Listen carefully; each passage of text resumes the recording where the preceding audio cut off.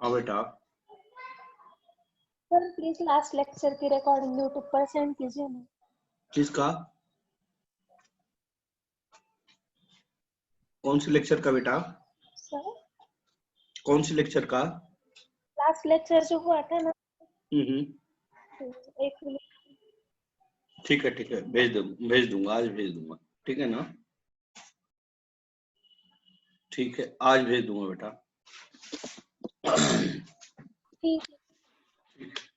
चलिए स्टार्ट करते हैं। हम लोग पढ़ रहे थे rate of heat transfer, conduction पढ़े थे और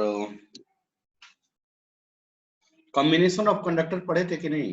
combination of conductor, series combination, parallel combination start किया था। हमने बताया था कि किसी कंडक्टर से हीट फ्लो होगा, रेट ऑफ हीट फ्लो होगा, वह यूनिडायरेक्शनल होगा। यूनिडायरेक्शनल मतलब एक डायरेक्शन में होगा। ठीक है, अब आगे बढ़ते हैं।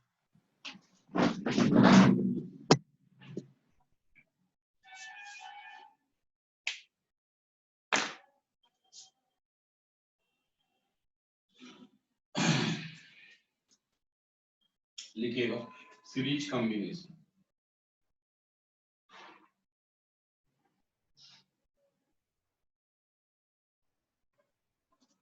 Of conductor. बेटा रेट सीरीज कॉम्बिनेशन के लिए cross sectional area of every conductor must be क्या होना चाहिए? सेम होना चाहिए।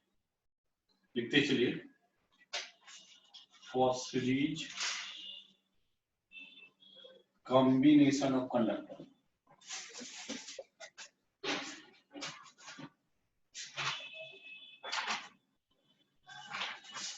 the cross sectional area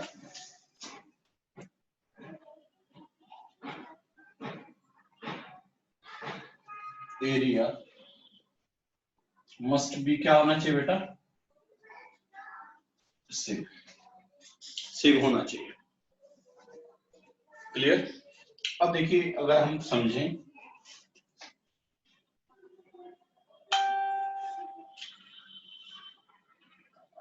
मान लीजिए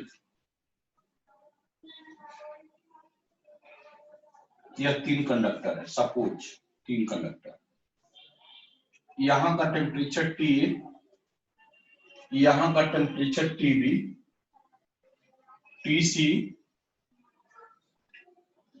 TD चलेगा। इसका area of cross section every का सेम है, ये है। इसका यहां से यहां तक लेंथ L1, L2, L3, इसके मटेरियल का प्रॉपर्टी K1, K2, K3। यहां तक क्लियर हुए आप लोग? क्या यहां तक क्लियर हुए आप लोग?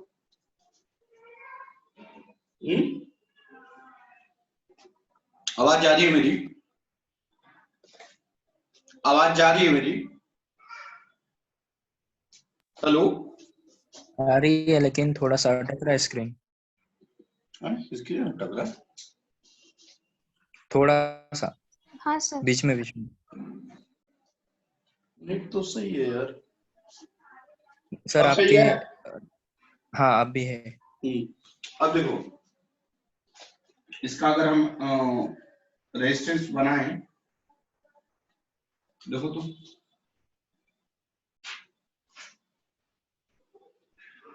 कुछ ऐसे ही होगा। क्या होगा? TA, TC, TD, TB। Rate of heat transfer क्या होगा? बोलिए, इधर से क्या आ जाएगा? DQ बाई, इधर से क्या आ जाएगा? same amount of heat energy at the every same day. बात समझ में आ रही बेटा? इसका रेजिस्टेंस क्या होगा? आर एसी का रेजिस्टेंस क्या होगा? बोलिए जल्दी बोलिए। L1 अपॉन K1 इंटू ए। क्लियर है नहीं है? क्लियर हो रहा है नहीं हो रहा? आर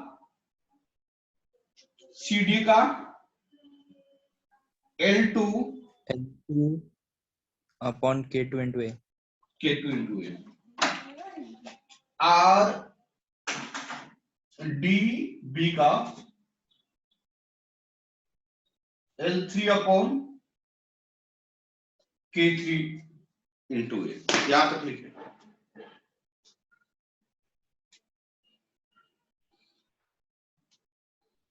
क्या बढ़ूं आगे? नहीं सर, एक मिनट।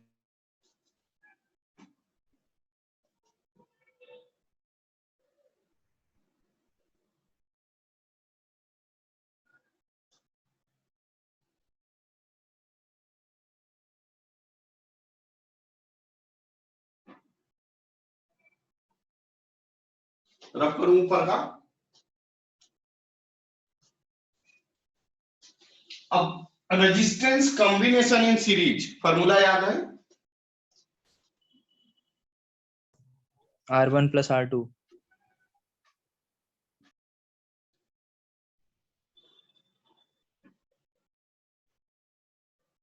Plus R3।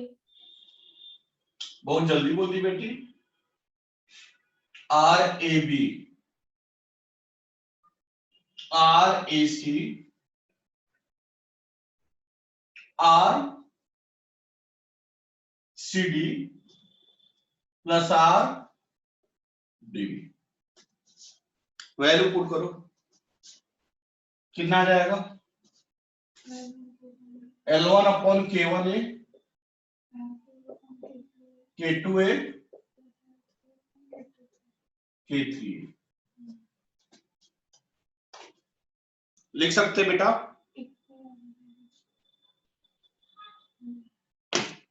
अब इस तीनों को हटाकर सेम लेंथ ऑफ कंडक्टर लगाएंगे इन सच वे दैट कि same amount of heat transfer flow होगा यदि इनिशियल एंड एंडिंग का टेम्परेचर डिफरेंस सेम हो। बात समझ में आई? इक्विवेलेंट किसे कहते हैं? बराबर। सारी फेनोमेनन सेम हो और तीनों को हटाकर एक अलग एक सिंगल मटेरियल रखे, बट जितना रेट ऑफ हीट ट्रांसफर इससे हो उतना ही रेट ऑफ हीट ट्रांसफर उससे हो, तो उसे कहते इक्विवेलेंट। रफ करूं इसको? उसको रफ करूं? हाँ सर। Yes sir. और भी बेटा तेरा क्लास था ना केमिस्ट्री का कि नहीं?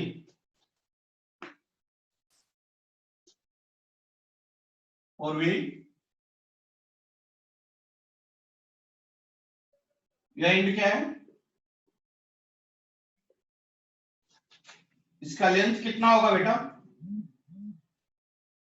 L1 plus L2 plus L3।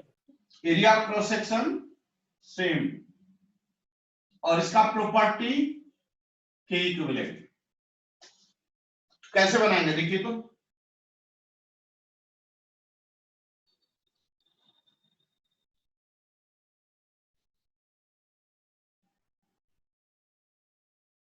एक इसको क्या बोलेंगे? क्या आएगा? L अपॉन के इक्विवेलेंट इनटू ए। देखो तो ऐसा लिख सकते हैं बेटा।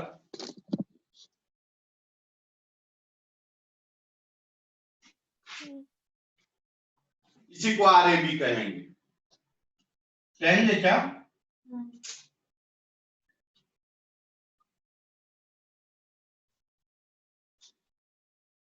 कोई दिक्कत? नहीं सर। बेटा रे ऊपर वाला फर्स्ट इक्वेशन हो गया और यह सेकंड इक्वेशन हो गया फ्रॉम फर्स्ट एंड सेकंड से। मैं रफ करूं क्या इसको फिर से? सर नीचे वाला मत कीजिए, 1 मिनट। नहीं तो फिर उसके बाद लिख नहीं पाऊंगा, आप लिख लीजिए उसके बाद करूंगा।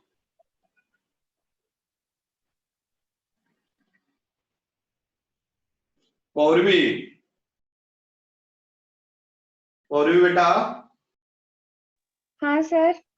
पवन सर से बात हुई? नहीं सर, एक्चुअली आज ना आपका क्लास था ना, तो फिर उनका कैंसिल करना था। अच्छा अच्छा, अब मेरा तो एडजस्ट हम कर लेते बाद में भी यार, उनका जरूरी था। चलो तो 6:30 बजे फिर चली जाओ क्या? 6:30 बजे एक्चुअली बुलाए प्रॉब्लम हैं? है आए? उनका 6:30 बजे ठीक है, पर मेरा 7 बजे फिर से क्लास है ना फिजिक्स का। अच्छा हाँ। अच्छा। चलो ये बोल देना चाहिए था सुबह में ही ना, रब करो। हाँ ना, मैं भूल गई तो। इसीलिए वो अब बोलेंगे हाँ कि सर। नहीं उसी की गलती है, उनको तो बहाना चाहिए। अब देखो फ्रॉम फर्स्ट एंड सेकंड से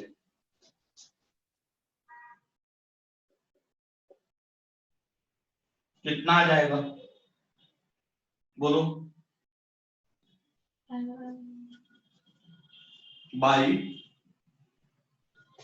equal to L1 by plus L2 by plus L3 by, common होकर कैंसिल क्या होगा बेटा? ए। ए कितना बच गया? L1 बाई K1,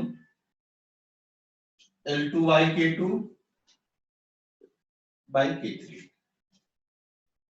अब हमें क्या निकालना है बेटा? K equivalent. ऊपर का रफ करूं?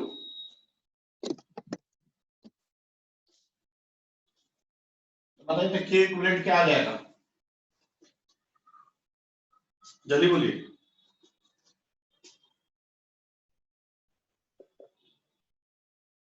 L1 plus whole divided by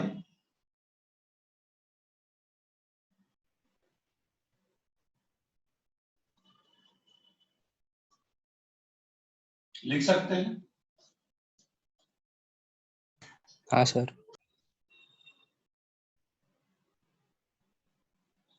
क्या मैं रफ करूं नीचे को?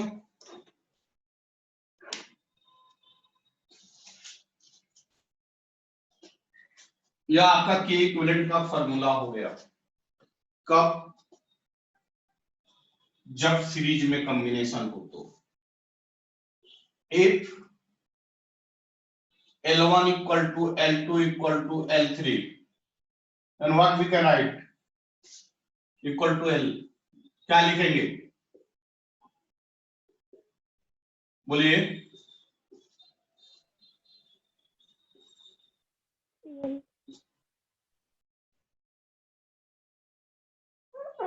क्या ऐसा लिखेंगे क्या?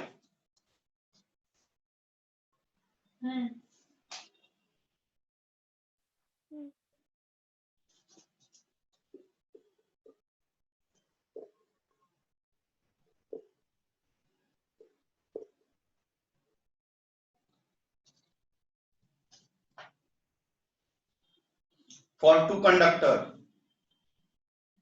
अगर यहाँ पे 3 है, अगर n आइडेंटिकल कंडक्टर हो, then what we can write? 1 by K1 plus 1 by K2 plus n by K3 plus dot dot dot dot dot 1 by Kn। और यहाँ पे 3 के ऊपर क्या आ जाएगा? n। रब कर रहा हूं, लिखिएगा for n identical conductors connected in series, for n conductors connected in series क्या फॉर्मूला होगा?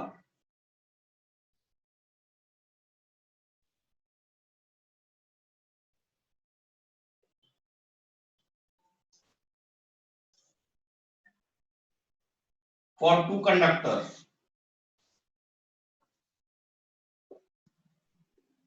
क्या होगा? यह क्वेश्चन पूछा हुआ है नीट में, 2016 में पूछा है। क्या होगा? K1 plus K2 upon K1 K2। इसको सॉल्व करिए। 2K1 K2 K1 K2 upon K1 plus K2। सही है क्या? Two conductor connected in series, ये बात ध्यान रखना। Two conductor connected in series, two identical conductor connected in series, two identical conductor connected in series. L cancel हो गया।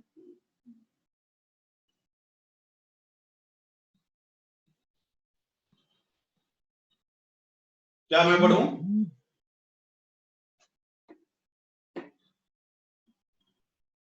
क्या मैं पढ़ूं?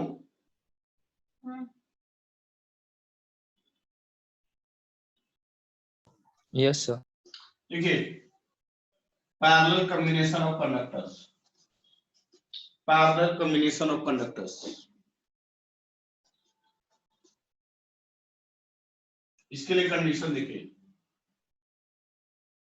The length of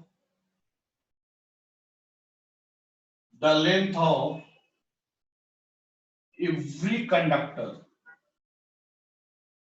conductors must be, क्या होना चाहिए? Same. in the case of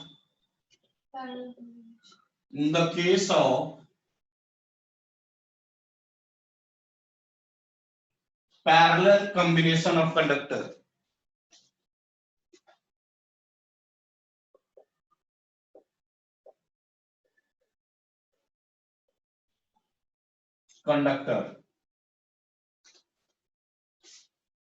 the rate of heat transfer through every conductor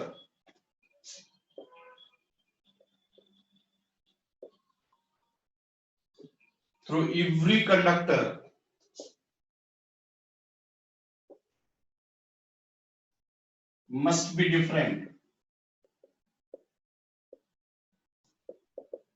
different, देखिए,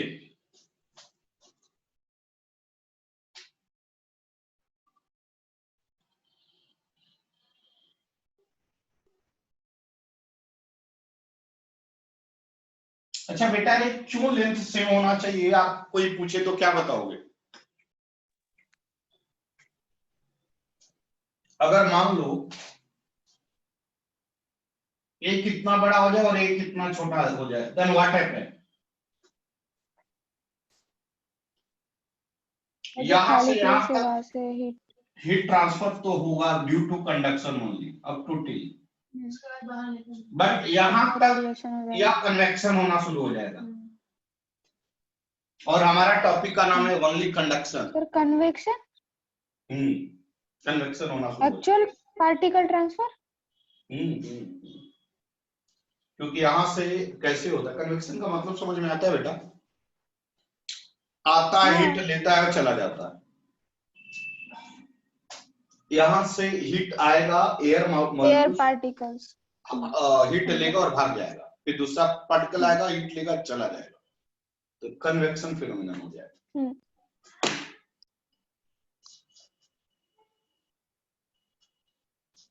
अब देखिए,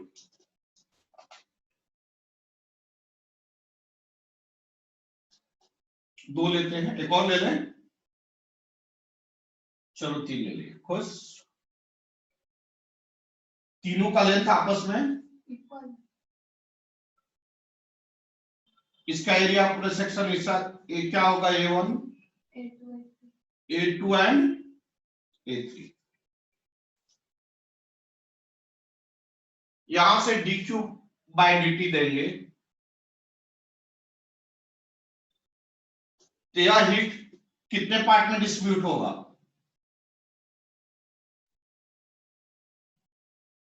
dq by dt1 dq by dt2 r3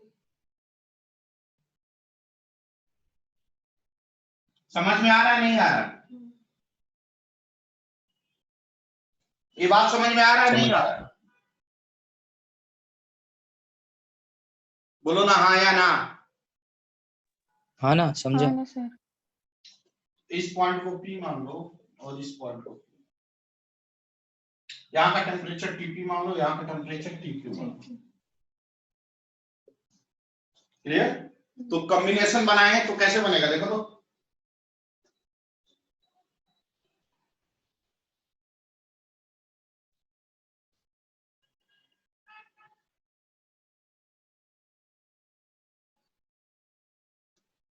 दिख रहा है? PQ या R1 होगा, R2 होगा, यहां से क्या जा रहा है DQ बाई dt फर्स्ट, यहां से क्या जा रहा है DQ बाई dt सेकंड, और यहां से क्या जा रहा है थर्ड। तो ऊपर का रफ कर दो बेटा। सर ये फिर से बताइए ना, नीचे जो बताया वो। फिर से बता दूं? फिर से बता दूं?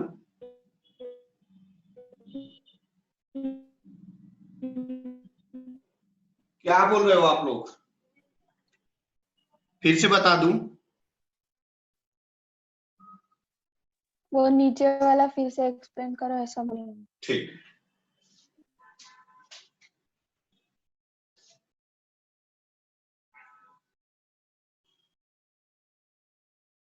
देखिए यहाँ पे 3 रॉड है,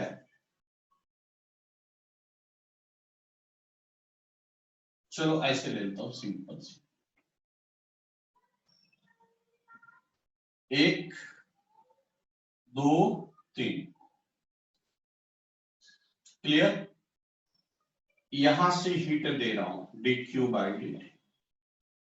यह हीट कितने पार्ट में बंट रहा है? dq बाई dt फर्स्ट, इससे जाएगा 2, dq बाई dt सेकेंड और dq बाई dt थर्ड।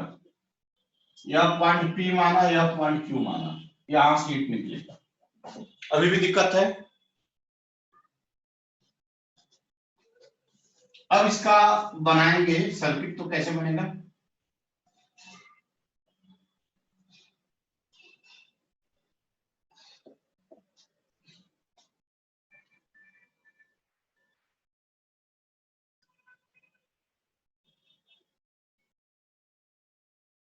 या हमने P माना है, या हमने Q माना। यह R1 है, R2 है, R3 हो गया। लिख लिए? हाँ बेटा। हेलो? नहीं बेटा, अभी आज नहीं बना पाया हूं, थोड़ा हैट्रिक शेड्यूल होने की वजह से, लेकिन आज के हाँ बेटा उसी ग्रुप पे आएंगे। हाँ नए टाइम टेबल के अनुसार होगा। ओके, कितना होगा बेटा? dq बाई dt फर्स्ट कितना होगा? dq बाई dt सेकेंड, और इधर क्या होगा? dq by dt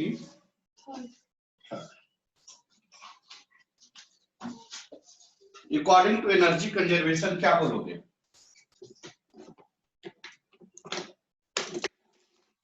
dq by dt equal to dq by dt1 plus dq by dt2 plus dq by dt3।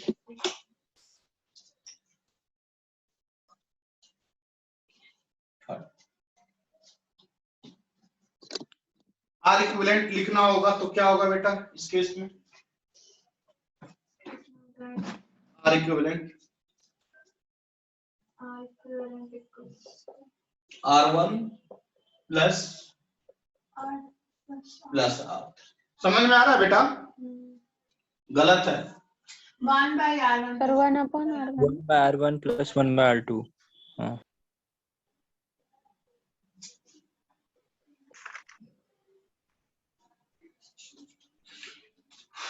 R1 क्या होगा बेटा? L by K1 into A1। R2 क्या होगा? और R3 क्या होगा?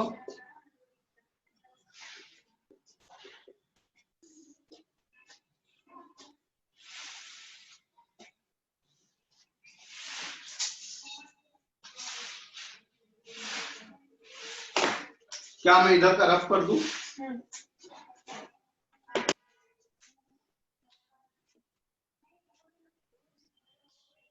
रफ करूं क्या इधर का?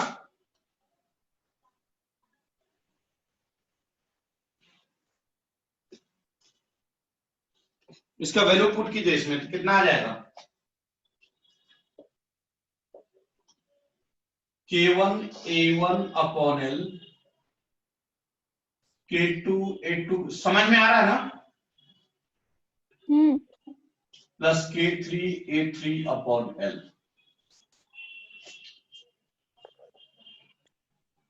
तीनों को हटाकर क्या करेंगे? सेम एरिया का, सेम लेंथ का एक अलग कंडक्टर लगाएंगे। एरिया क्या हो जाएगा? A1 plus A3। प्रॉपर्टी का K इक्विवेलेंट, यह पॉइंट P और यह पॉइंट Q इधर से हिट जाएगा dq by dt।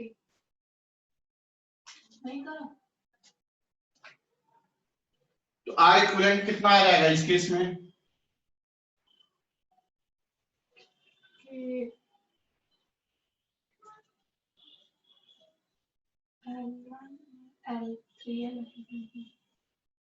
R equivalent बोलिए L by K equivalent A1 plus A2 plus A3।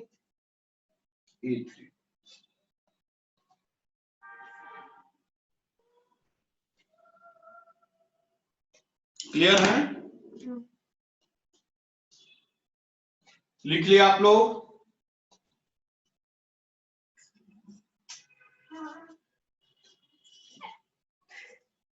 हाँ सर। इसका वैल्यू R इक्विवेलेंट का वैल्यू कहां पुट करेंगे? यहां पे, मतलब यहां पे। इसको रब कर दूं क्या?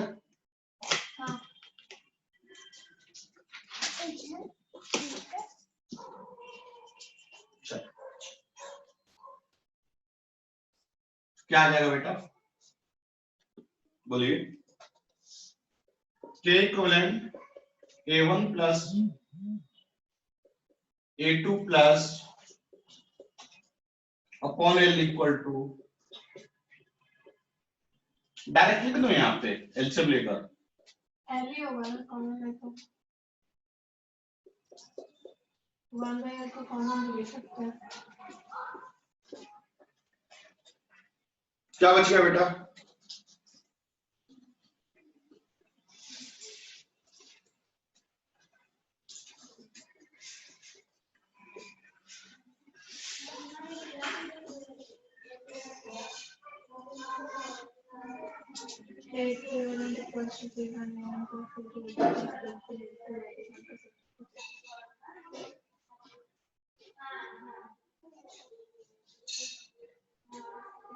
बढ़ो आगे।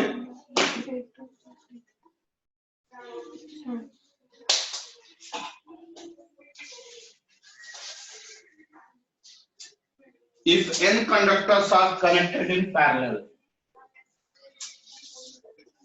क्या मैं रफ करूं इसको? तो प्लस प्लस प्लस kn हो जाएगा,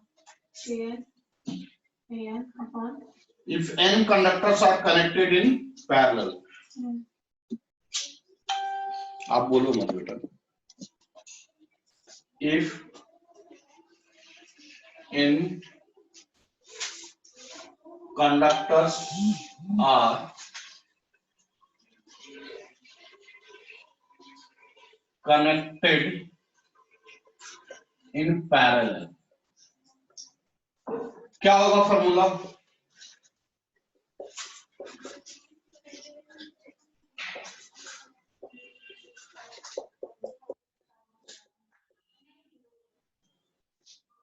कितना होगा बेटा? लिख सकते हैं if every conductor having same area of cross section.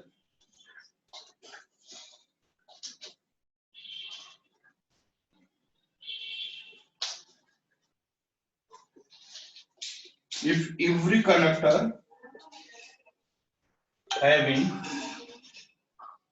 same area of cross section.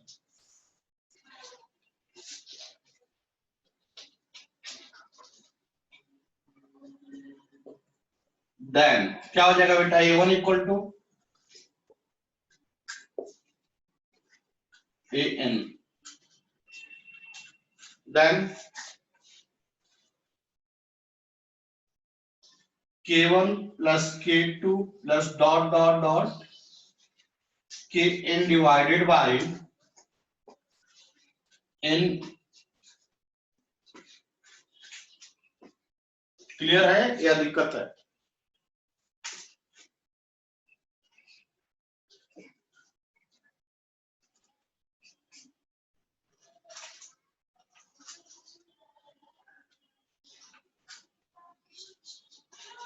बढ़ो आगे. If two conductors are connected in parallel. If two conductors are connected in parallel. A1 plus K2 by 2. If two identical conductors are connected in parallel. ये भी पूछा हुआ question. क्या हो जाएगा? K equivalent equal to K1 plus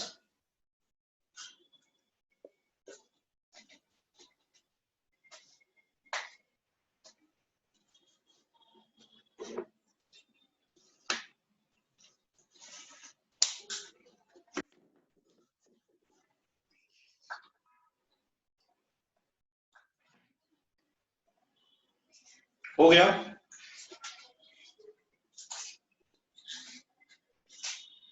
हो गया बेटा. क्वेश्चन बैंक दो तो. हाँ सर.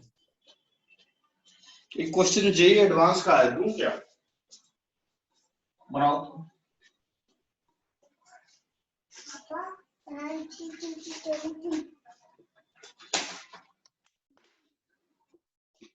नीट का देखो, देखा है question.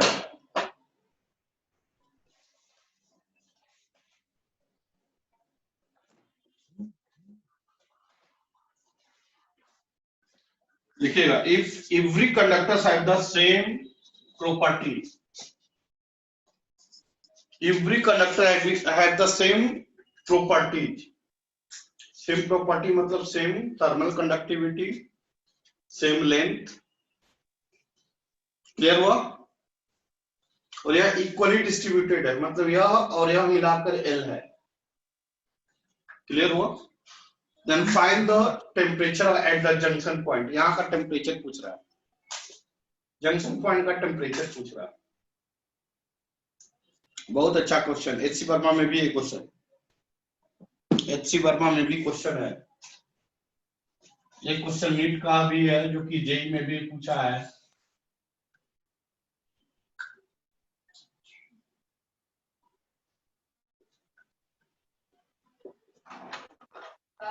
Find the temperature at junction. ये भी पूछा है नीट में और जेई में दोनों में पूछा है. बनाएंगे या बताऊं? सर ट्राई करते हैं. करिए. कौन सा बनाना है, ये वाला ये वो वाला? दोनों बनाइए. पहले इसको बना लीजिए, उसके बाद इसको बनाइए. थोड़ा सा लंबा है.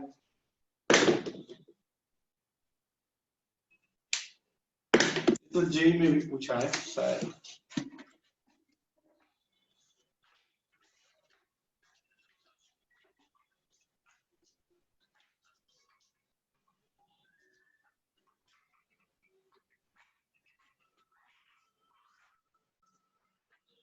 बन गया।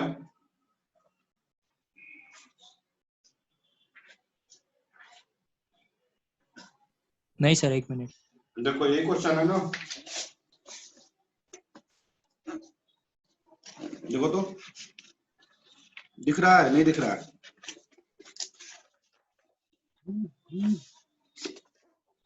देखो तो हाँ सर, दिखा। दिखा। सर वो सेकंड वाले में क्या निकालना है? जंक्शन पॉइंट का दोनों में टेम्परेचर निकालना।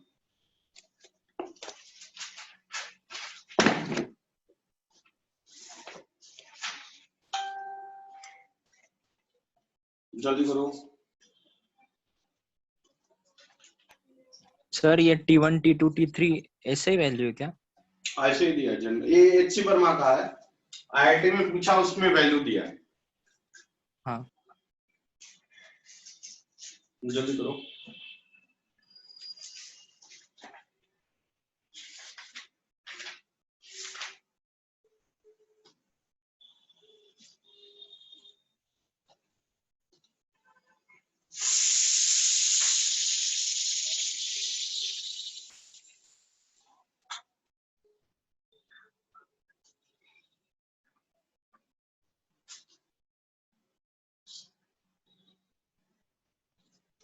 टू 2009 नीट में तो डायरेक्ट फार्मूला पूछा है,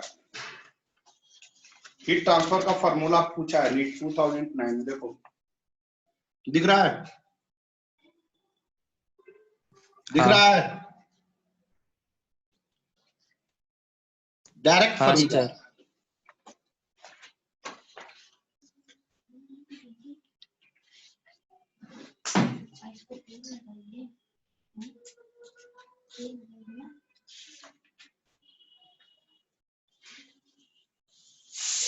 जल्दी करो।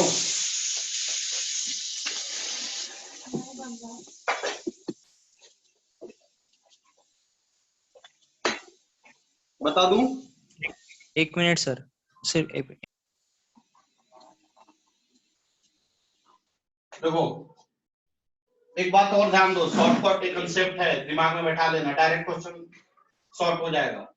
R इक्वल 12/K A है अगर कंडक्टर आइडेंटिकल है।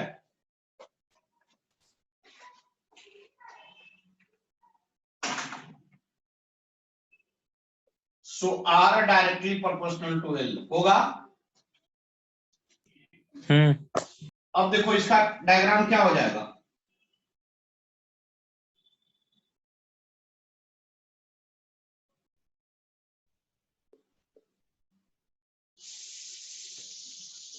या R हो गया। क्यों R हो गया? क्योंकि ये भी L है, ये भी L है, ये भी L है, या R तो ये भी R, ये भी R। क्लियर? या T मान लीजिए, इधर से dq/dt आएगा, एनर्जी यहां से dq/dt 1 और इधर से dq/dt 2 और इधर dq/dt 3। सो क्या होगा बताइए? एनर्जी कंजर्वेशन से dq/dt 1 plus dq/dt 2 equals to dq/dt 3। क्या होगा dq/dt? फॉर्मूला तो याद है ना, 90। ध्यान दो इधर, KA by N into delta K। Upon R। ये बात समझ में आया? हाँ। Plus 90 minus T upon R equal to dq/dt 3 कितना आएगा? T minus 0। T minus 0 upon R। Calculate कर लो, आंसर जो आएगा 45 के करीब करीब आएगा। टाइम अप, ये टाइम आ अप, गया टाइम सर। अप, टाइम पहले अप, का टाइम अप, टाइम अप। पहले का क्वेश्चन का आंसर क्या था?